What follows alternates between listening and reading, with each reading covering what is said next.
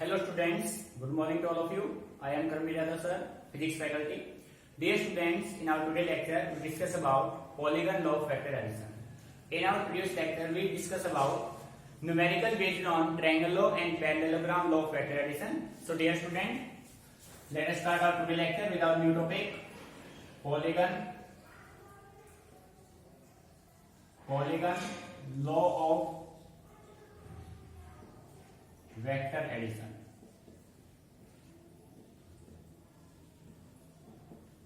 Polygon law of vector addition बेटे ध्यान से समझना है, आपसे जो कंसेप्ट इंपोर्टेंट है बेटे। पॉली मीन्स होता है अनेक, many.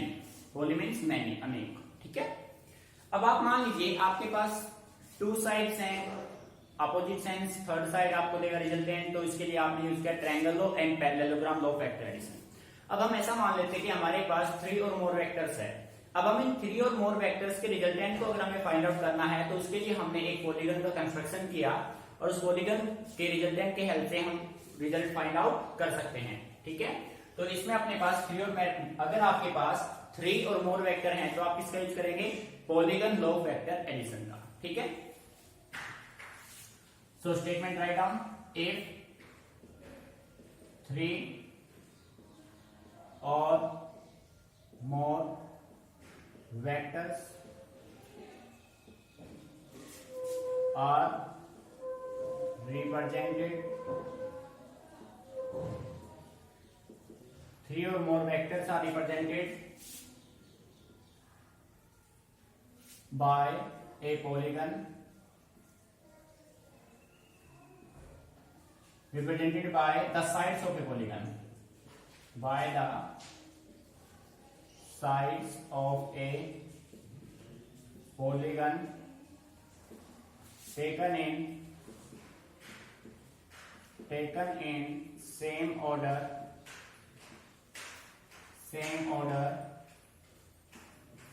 then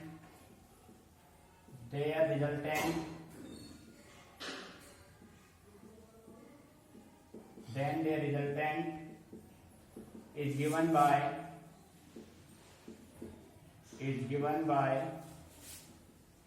the closing side of the polygon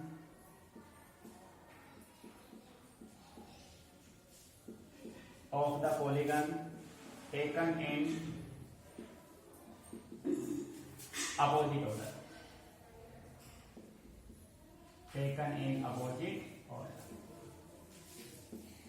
बेटे ध्यान से समझिए, हमें प्रूव करना है पॉलीगन ऑफ वेक्टर एडिशन को। इफ 3 और more vectors are represented by the sides of a polygon taken in same order then the resultant is given by the closing side of the polygon taken in opposite order. बेटे आप चाहे triangle law करें, parallelogram law करें या polygon of vector addition की बात करें, बेटे जो रिजल्टेंट है वो हमेशा क्लोजिंग साइड देगा यानी कि अपोजिट साइड देगा, ठीक है।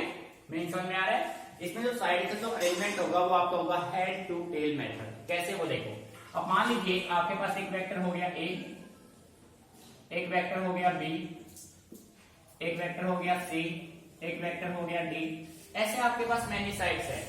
अब हम इन सभी साइड्स को अरेंज कर लेते हैं सिंपल वे में, ठीक है। तो आपने इसको इस तरीके से अरेंज किया, ये आपके पास हो गया वेक्टर A, ये हो गया वेक्टर B, ये हो गया वेक्टर C, ये हो गया वेक्टर D। डियर स्टूडेंट देखो, वेक्टर A का ये हो गया हेड, वेक्टर B का ये हो गया टेल। सो मेथड कौन सा हो गया? Head to tail. Vector B का ये हो गया हेड और ये वेक्टर C का हो गया टेल। सो बेटे मेथड कौन सा है? Head to tail method. अब डियर स्टूडेंट ये आपका क्लोजिंग साइड, और क्लोजिंग साइड आपका कैसे सेंस में लेना है? अपोजिट सेंस में, यानी कि ये डायरेक्शन आपका ये आएगा। मीनिंग समझ में आ रहा है? ठीक है। और ये क्लोजिंग साइड आपको क्या देगा? रिजल्टेंट देगा। मीनिंग यहां तक क्लियर? इस पॉलीगन को हम नाम दे देते हैं बेटे, पॉलीगन का नेचर क्या है? पेंटागन है, ठीक है। 5 साइड्स है, O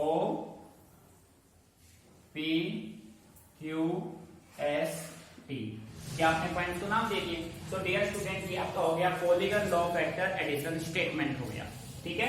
बेटे अच्छे से समझ लीजिए इसको, क्लियर। आप देखो अब भाई हम इसको प्रूव करते हैं कि भाई पॉलीगन लो में क्लोजिंग साइड रिजल्टेंट कैसे देगा, उसको हम प्रूव करते हैं। Writing now proof of polygon लो। देखो बेटे डायग्राम आपके पास क्यों बना है, तो सबसे पहले आप क्या कीजिए बेटे, ध्यान से समझना। सबसे पहले आप साइड O और P को ज्वाइन और Q को ज्वाइन कर दीजिए, ठीक है। So we can say write let us join let us join point किसको O एंड Q। अब देखो इन ट्रायंगल, अब आपके पास एक ट्रायंगल बन गया OPQ। In triangle OPQ using triangle law of vector. बेटे ट्रायंगल ऑफ वेक्टर क्या कहता है, टू साइड जो सेम सेंस में है तो उसके अपोजिट सेंस में जो साइड होगा वो आपको क्या देगा, रिजल्टेंट। सो इनका जो रिजल्टेंट R होगा वो आपको क्या देगा, vector A plus vector B। Meaning समझ में आ रहा है। सो इस ट्रायंगल में आप ये कह सकते हैं इन ट्रायंगल OPQ में आपका रिजल्टेंट है OQ, side OQ is equal to OP plus PQ। बेटे O से P की वैल्यू क्या है A, OQ मीन्स आपका रिजल्टेंट R, ठीक है। RAB का वेक्टर A प्लस का वेक्टर B। मीनिंग यहां पे समझ में आ गया, ठीक है। ट्रायंगल ऑफ यूज किया। बेटे अब करना क्या है, अब आप side O and point O और S को ज्वाइन कर दीजिए। Now join O and S, ठीक है। Now join point O and S। बेटे O और S को जब आप ज्वाइन करेंगे तो आपके पास ट्रायंगल बनेगा। इन ट्रायंगल कौन सा बना, OQS। ध्यान देना, अब इस पॉइंट को छोड़ देंगे, OQS की बात करेंगे। In triangle OQS using triangle law of vector. देखो बेटे ध्यान से, ट्रायंगल OQS में OQ अपना बेस, ये परपेंडिकुलर, ये हो गया hypotenuse. So OS is equal to OQ plus QS, ठीक है भाई। बेटे O से S आपका रिजल्टेंट R होगा। O से Q की वैल्यू क्या है, A vector A plus vector B और प्लस में क्या होगा, वेक्टर C। मीनिंग समझ में आ गया। सो आप इसको राइट कर सकते हैं vector A plus vector B plus vector C। So dear student, अब आपने पॉइंट O से लेकर पॉइंट S तक का रिजल्टेंट आप फाइंड आउट कर चुके हैं, ठीक है। हमें फाइनल रिजल्टेंट चाहिए, तो अब आप साइड O और T को ज्वाइन कर दीजिए। Now join side O and T।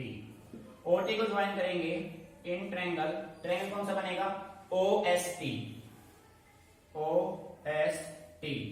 ठीक है। इस ट्रायंगल में यूज कीजिए using triangle law of vector. बेटे ट्रायंगल ऑफ वेक्टर आप यूज करेंगे, देखो OST, ये बेस, ये परपेंडिकुलर, ये हाइपोटेनियस। सो आप कह सकते हैं OT is equal to OS plus ST। बेटे OT आपका नेट रिजल्टेंट R होगा। O से S की वैल्यू आपके पास क्या है, यहां से देखो भाई, O से S की value vector A plus vector B plus vector C और प्लस में बेटे S से T की वैल्यू क्या है, S से T आपका क्या आएगा भाई, S से T वेक्टर D, ठीक है। तो डियर स्टूडेंट मैं कह सकता हूं तो नेट रिजल्टेंट मेरे पास होगा R, वो मेरे पास होगा vector A plus vector B plus vector C plus vector D। This is your required result. So बेटे आपने देखा पॉलीगन लॉ सबसे सिंपल लॉ है, हेड टू टेल मेथड पे काम करेगा। आपके पास पेंटागन हो, हेक्सागन, हेप्टा, ऑक्टा, कुछ भी हो, डेकागन, कुछ भी हो, कितने भी साइड्स आपके पास हो पॉलीगन में, आपको बस करना क्या है, पॉइंट को ज्वाइन करना है, triangle law of vector addition का आपको यूज करना है, रिजल्ट आपके पास ऑब्टेन हो जाएगा। ठीक है, note it down, if any problem then discuss with me. Clear?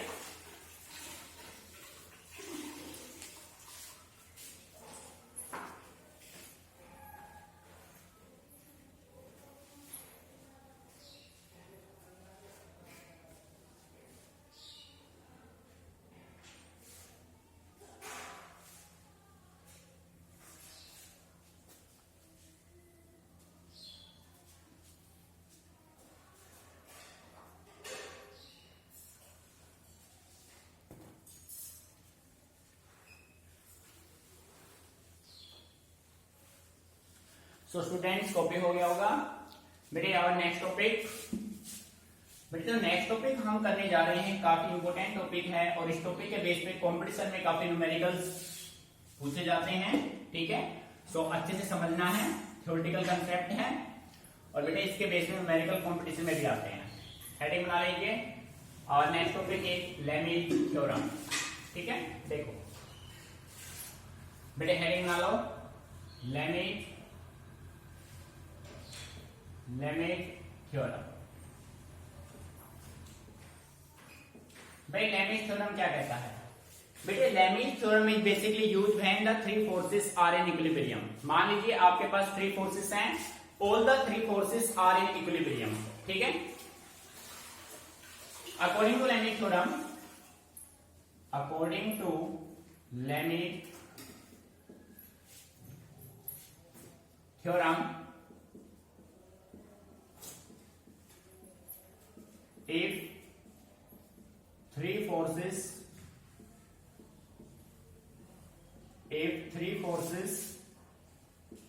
are in equilibrium,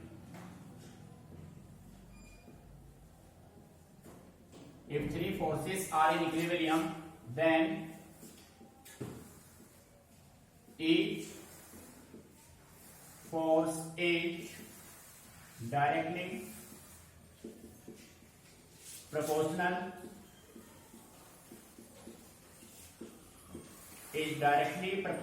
to the sine of the angle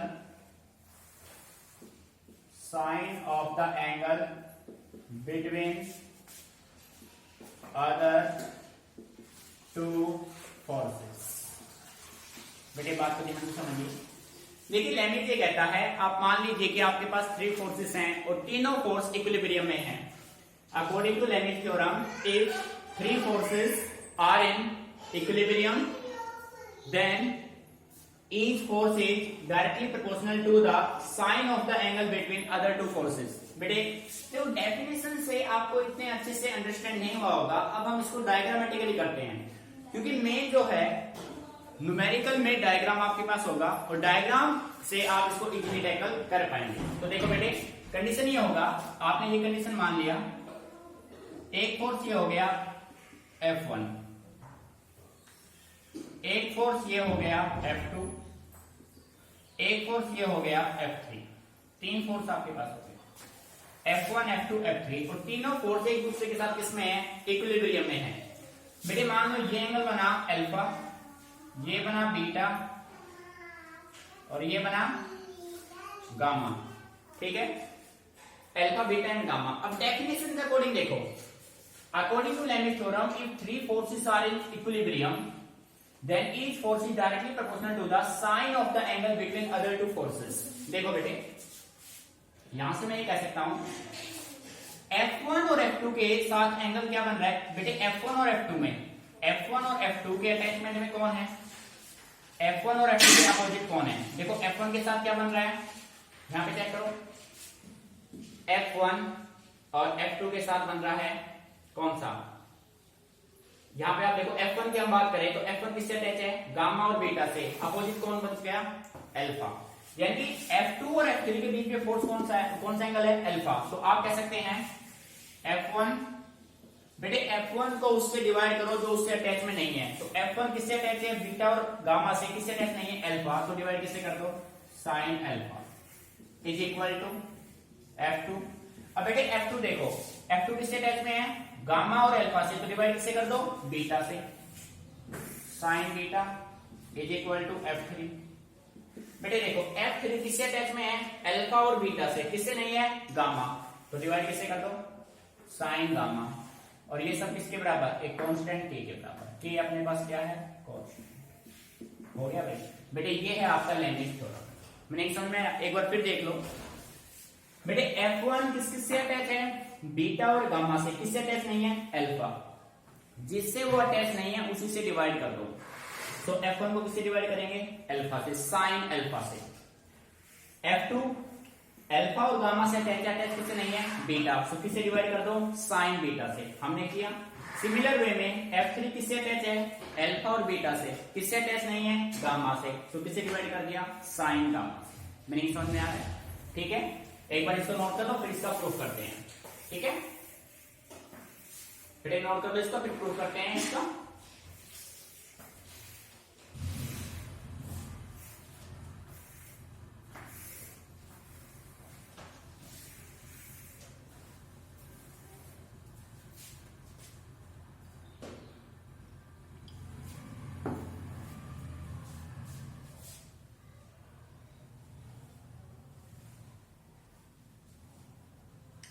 ठीक है भाई। बेटे आप हेडिंग बना लो, proof of language theorem. Heading बनाओ, इसको प्रूव कर देते हैं, फिर न्यूमेरिकल में इसको इंप्लीमेंट करेंगे हम, ठीक है। Proof of language theorem, proof of language theorem. बेटे देखो, if 3 forces are in equilibrium, if 3 forces are in equilibrium, then they are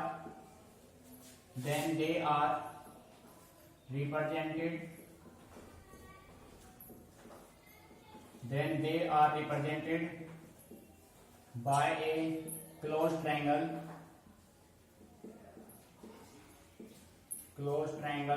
taken in same order। बेटे ये ध्यान रखना, लैंग्वेज थ्योरम में ऑर्डर क्या होगा, सेम होगा, टेकन इन सेम ऑर्डर, ठीक है। देखो भाई इसको प्रूव कर लेते हैं। कंडीशन आपके पास ये है बेटे, सबसे पहले आपने ये कंडीशन मेंटेन किया,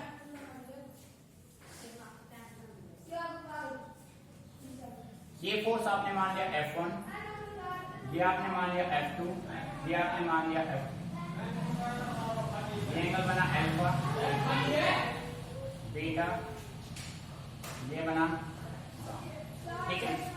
अब इन तीनों फोर्सेस को, ये तीनों फोर्स इक्विलिब्रियम में है, इन तीनों फोर्स को हम रिप्रेजेंट करेंगे ट्रायंगल से, और सेम ऑर्डर में ट्रायंगल होगा आपका। देखो भाई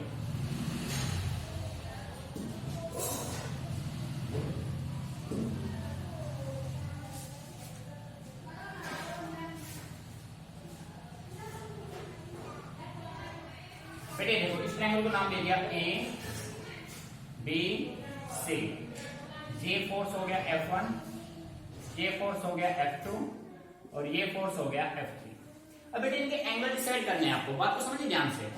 अब एंगल कैसे डिसाइड करेंगे, देखो F1 किससे अटैच है, यहाँ पे देखो F1 अटैच है गामा और बीटा से, किससे अटैच है, गामा और बीटा से, यानी कि F1 के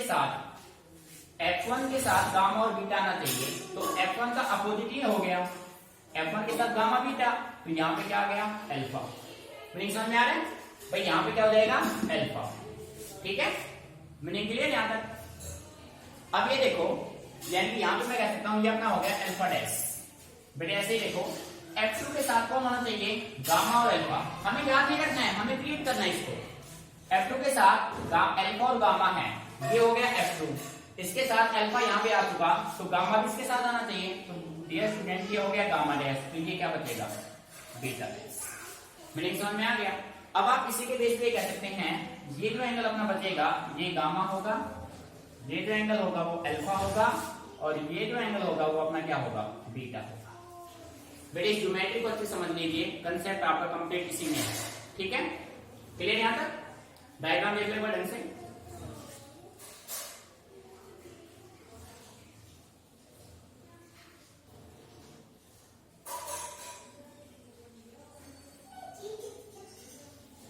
ठीक है बेटे, कंसेप्ट क्लियर? अब देखो, अकॉर्डिंग टू साइन लॉ, बेटे साइन लॉ ये कहता है कि फोर्स जो अपना F1 होगा, F1 किससे डिवाइड होगा? F1 देखो दोनों अटैच किससे? अल्फा बीटा, किससे नहीं होगा? अल्फा से। गामा बीटा से अटैच है अल्फा, तो आप कह सकते हैं F1, या आप कह सकते हैं AP अपॉन साइड तो AP है, AP upon sine alpha dash, AB हो गया। उसके बाद BC, बेटे BC किससे अटैच में नहीं है? बीटा डैश से, तो डिवाइड किससे कर दो? साइन बीटा डैश से। उसके बाद CA is equal to sine gamma dash. देखो हमने कैसे किया बेटे, AP की बात करता हूं मैं, तो AB अटैच में है बीटा डैश और गामा डैश से, अटैच में जो नहीं है उसको डिवाइड करना है तो अल्फा से डिवाइड कर दो, BC को बीटा से और CA को गामा से। आपने किया। एंड ऑल्सो देखो बेटे, AB F1, BC F2, CA F3, तो आप कह सकते हैं F1 by sine alpha dash, F2 by sine beta dash, F3 by sine gamma dash. मेरे एग्जाम में आ रहा है, ठीक है? तो डियर स्टूडेंट, इसी के बेस पे अब हम इसको थोड़ा मॉडिफाई कर सकते हैं, या आप ये भी कर सकते थे, यहां पे वैल्यू आप AB पुट करके सीधा ये पुट कर सकते हैं आप, ठीक है? अब इनको आप नोट, यहां से इसको मॉडिफाई हम करें, साइन अल्फा डैश किसके इक्वल होगा बेटे? साइन अल्फा डैश, ये देखो कंप्लीट एंगल 180 माइनस से कर दो, समझ में आ रहा है ना? So we can say write F1 upon sine 180 minus alpha, F2 can be written as sine 180 minus beta, F3 upon sine 180 minus gamma.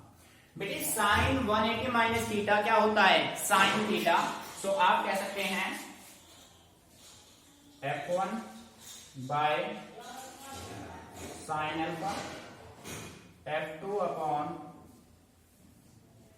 Sign beta, F3 upon sign gamma, और ये हमें प्रूव करना था, एंड प्रूव। बेटे लैमिट theorem से आप किसी भी न्यूमेरिक को विद इन 15 सेकंड सोल्व कर सकते हैं, अगर आपने कंसेप्ट को अच्छे समझा। और लैमिट थ्योरम में कुछ नहीं, कंसेप्ट बिल्कुल सिंपल है। आप ये मान लीजिए लैमिट थ्योरम किसी भी न्यूमेरिकल को सोल्व करने का एक शॉर्टकट है, ठीक है? लॉजिकल शॉर्टकट है आपका। आपको करना क्या है, जैसे आपको F1 को डिवाइड करना है साइन एंगल से, तो F1 को डिवाइड उससे करोगे तो F1 के अटैचमेंट नहीं है। F1 किससे लिंक है? गामा और बीटा से, तो किसे डिवाइड कर दोगे? अल्फा। F2 को बीटा से, यानी कि सामने वाला ले लो, जस्ट सामने बिल्कुल, तो उसके सामने बिल्कुल, समझ रहे हो? F1 के सामने अल्फा, F2 के सामने बीटा, F3 के सामने गामा। कंसेप्ट क्लियर हो गया भाई? टू, ठीक है? Note it down.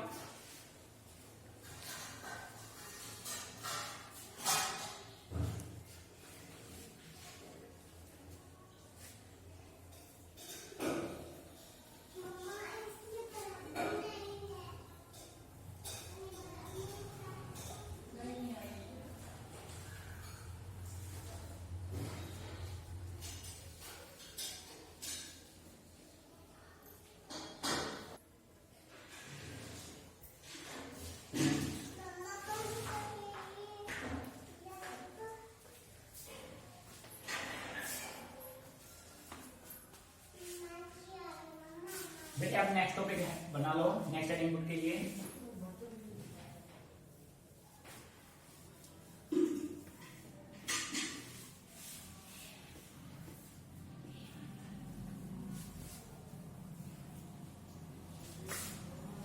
बेटे हेडिंग बनाइए subtraction of A vector.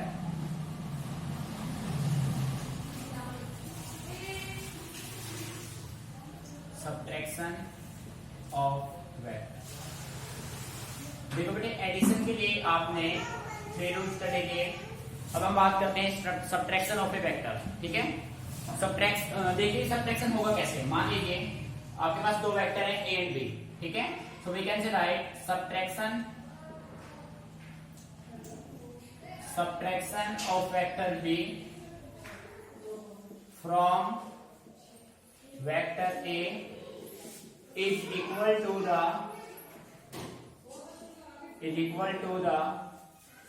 addition of vector A and negative vector B बेटे ध्यान समझिए, हमें करना है सब्ट्रैक्शन ऑफ ए वेक्टर, ठीक है। आप मान लीजिए कि आपके पास दो वेक्टर हैं, vector A and vector B. बेटे ये इंपॉर्टेंट रिजल्ट है, मेन हम इसका रिजल्ट ही बनाएंगे, न्यूमेरिकल्स में इसका यूज हम करेंगे, ठीक है। आपके पास दो वेक्टर हैं, वेक्टर ए और बी, हम उनका डिफरेंस निकालना चाहते हैं, सब्ट्रैक्ट करना चाहते हैं वेक्टर बी को वेक्टर ए में से। So we can say write subtraction of B from A is equal to the addition of A and negative B. So we can say write vector A minus vector B is equal to vector A plus minus vector B. बेटे ये आपका होगा result, ठीक है। Vector A minus vector B, यानी B को subtract किया आपने ए में से, इसके इक्वल होगा vector A plus minus vector B. अब इस रिजल्ट से हमें दो कंडीशन मेंटेन करने हैं, एक हमें फाइंड आउट करना होगा मैग्नीट्यूड, सेकंड हमें फाइंड आउट करना होगा डायरेक्शन, ठीक है। सो बेटे सब्ट्रैक्शन ऑफ ए वेक्टर में फर्स्ट कंसीडर हम करेंगे मैग्नीट्यूड और resultant.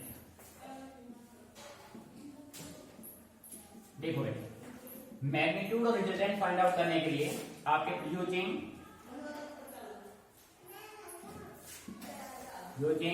Parallelogram law of vector addition. देखो बेटे अपने पास गिवन है vector A minus vector B is equal to vector A plus negative vector B, ठीक है। अब बेटे देखो रिजल्टेंट जो आपका होगा वो कुछ इस वे में होगा, r is equal to under root vector A का स्क्वायर। बेटे एक एक स्टेप को अच्छे से ऑब्जर्व करना है, वेक्टर ए का square plus modulus minus vector B का स्क्वायर प्लस 2a बी, और बी कैसा है भाई माइनस का है, ये ध्यान रखना है स्पेशली, बी अपना कैसा है माइनस का है, माइनस बी कॉस, बेटे थीटा इसमें बनेगा 180 माइनस थीटा, ठीक है। अब देखो student resultant R is equal to under root, बेटे कोई भी डाटा मैग्नीट्यूड से बाहर आएगा तो प्लस है तो प्लस ही रहेगा, माइनस है तो भी क्या हो जाएगा प्लस।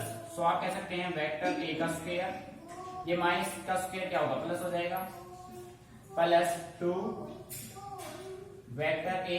बेटे ये नेगेटिव जब मोड से बाहर आएगा तो ये क्या बन जाएगा प्लस बन जाएगा, vector B cos 180 minus theta minus cos theta. So इसको आप राइट करेंगे माइनस cos थीटा, ठीक है। बेटे ये जो माइनस यहाँ आएगा ना इसकी वजह से नहीं आएगा, ये तो मोड से बाहर आएगा तो प्लस हो जाएगा। सो आप कह सकते हैं resultant R is equal to under root vector A square plus vector B square minus 2 vector A B cos theta. This is your required. बेटे ये जो नेगेटिव आया है ना, ये नेगेटिव आपका इसकी वजह से नहीं आया है, ये नेगेटिव आपका है एंगल की वजह से, थीटा की वजह से, ठीक है। अब देखो इसी के साथ अब हम फाइंड आउट कर लेते हैं इसकी डायरेक्शन। देखिए भाई डायरेक्शन, बेटे डायरेक्शन का अपना फॉर्मूला होता है tan alpha is equal to vector B sine theta by vector A minus A plus minus vector B cos theta. बेटे ये कंडीशन अपने पास मेंटेन होता है, ठीक है। डायरेक्शन की अगर हम बात करें तो यहाँ पे जो है ना प्लस के बजाय यहाँ पे जो होगा वो रिजल्ट आपके पास क्या होगा माइनस, कि tan अल्फा आपके पास आएगा vector B sine theta by vector A minus vector B cos theta, ये होगा डायरेक्शन का। डियर स्टूडेंट, इन दोनों रिजल्ट्स को, मैग्नीट्यूड डायरेक्शन को आपको अच्छे से ऑब्जर्व करना है। एडिशन में यहाँ प्लस लग जाएगा, यहाँ भी प्लस होगा, सब्ट्रैक्शन में यहाँ माइनस लग जाएगा, डायरेक्शन में और मैग्नीट्यूड दोनों में ही। ठीक है बेटे, रिजल्ट्स को माइंड में रखना, न्यूमेरिकल प्रॉब्लम डेफिनेटली इन पे आपको सोल्व करने हैं। ठीक है, नोट इट डाउन।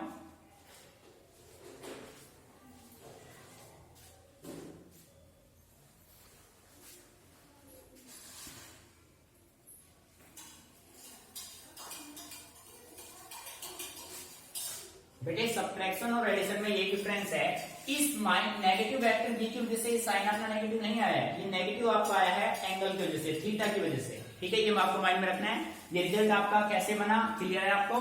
बस यहाँ पे माइनस हो जाएगा और यहाँ पे आपका क्या रहेगा, डायरेक्शन में यहाँ पे माइनस, बाकी रिजल्ट आपका सेम रहेगा। ठीक है, तो जो न्यूमेरिकल हमने एडिशन पे किए थे, जो 5 न्यूमेरिकल आपने किए थे, वो आप सब्ट्रैक्शन पे भी यूज कर सकते हैं।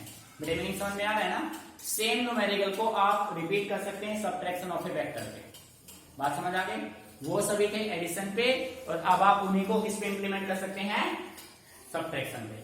ठीक है, जैसे आपके पास भाई हम कहते हैं कि आपके पास दो फोर्सेस हैं, एक की वैल्यू 10 न्यूटन, दूसरे की वैल्यू 5 न्यूटन, दोनों का रिजल्टेंट और डायरेक्शन निकालो। तो बेटे रिजल्टेंट आप सब्ट्रैक्शन में निकाल दो आप। ठीक है, एडिशन में निकाल चुके हैं, अब किसमें निकाल दो, सब्ट्रैक्शन में। ठीक है।